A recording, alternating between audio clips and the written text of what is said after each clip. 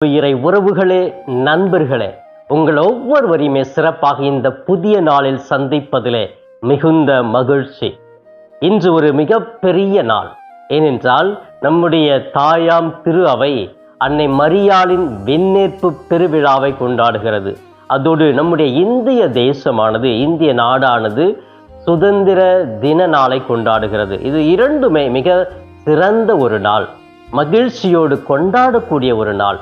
ஏனென்றால் அடிமை தலையிலிருந்து நாம் விடுவிக்கப்பட்டிருக்கிறோம். இன்று சுதந்திர காற்றை சுவாசிக்கிறோம் என்றால் நம்முடைய இந்திய நாட்டிற்காக உழைத்தவர்கள் அநேகம். அவர்கள் நம்முடைய வாழ்விற்காக, இந்த சுதந்திரத்திற்காக தங்களை ஒடுக்கியவர்கள், தங்களை முழுமையாக அர்ப்பணித்தவர்கள், கடுமையாக பல்வேறு துன்பங்களுக்குள் ஆளாகினவர்கள் அநேகர் இருக்கிறார்கள். அவருடைய அந்த இரக்கச் செயலே நம்ம எல்லாம், நம்முடைய நாடு நல்லா இருக்கணும்